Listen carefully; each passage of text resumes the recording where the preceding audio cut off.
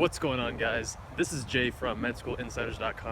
I'm out here in Nevada for a residency interview, and I'm actually crashing at my friend's place. He's a second-year medical student, and he has a few pieces of advice on organization that I want to share with you guys. So without further ado, let's get to it.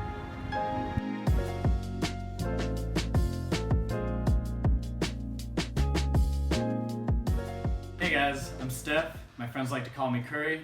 And I just wanted to give you guys some organization tips that help me stay on top of school, boards, physical exercise, and whatever goals I have for myself. As you guys know, Jay likes to use his phone, Evernote, online calendar to keep track of all the things he has to do in his life. I like to use a physical calendar. I don't know what it is, but something about physically writing or crossing out something I've done just makes me feel more accomplished, and it actually works and helps me hold myself more accountable. Awesome. So without further ado, Steph is going to show us how it works for him.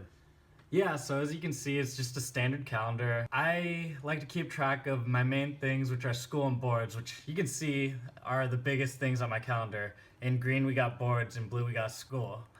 Some days I do both on the same day. That's just so I know what I've done and how much I have more to do. On top of that, on the bottom right of each day, I have something that's very important to me, which is physical exercise. So as you can see, run, push-ups, abs. That's just something that helps me stay sane, and I hope to try and do it at least 5 times a week.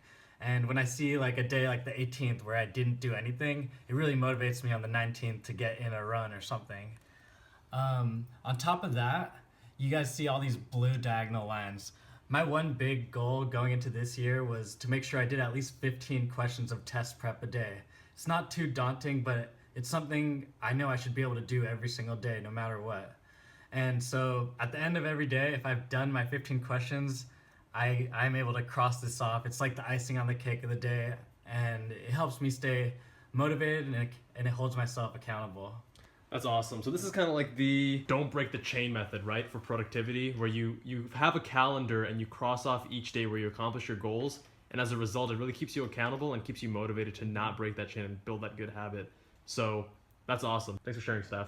If you could give one piece of advice to pre-meds, what would it be? Pre-meds, man, you got so much to think about. There's so many different applications, and you gotta focus on getting good grades and the MCAT. It's a stressful time, and I'm sure most pre-meds have some setbacks. Me personally, I didn't get into medical school on my first try, but what I did next really defined who I became as a person. I decided to do something that I was passionate about. I love running, so I decided to start coaching high school track and field and cross country. My leadership skills grew so much, and it's helping me so much in med school today, and I know it'll continue to help me as a doctor later in my life. On top of that, you gotta be proactive. I didn't have the best situation, so I decided to get more involved. I became a medical scribe, started doing research in the emergency room, and all of these things just confirmed my passion for medicine. So overall, I would just recommend staying positive and being proactive. There's always something you can do. It doesn't have to be scribing or research. Most of all, do what you enjoy. Awesome. Solid advice. So, Steph, what about for current med students? Any advice for them? Yeah, I mean, medical school is a way different beast than undergrad. The biggest advice I have is everybody's different. Everybody has their set study habits and what they like to do.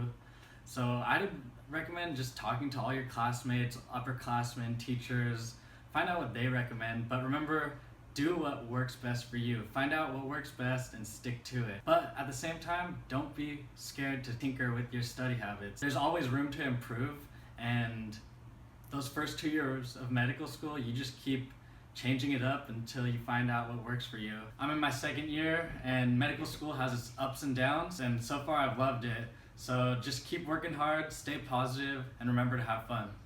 All right, one last tip. When you have fun or when you go work out or something, try and be productive if you can. Like right now, I'm gonna go on a run and listen to some Golian pathology. He's like the master of high yield information for pathology on the boards, so might as well run, enjoy myself, and learn at the same time. All right, guys, thanks for watching. Hope it helped. Awesome. Well, thanks, Steph. That is it for this video, guys. If you liked the video, make sure you press that like button. Hit subscribe if you haven't already, and I will see you guys in that next one.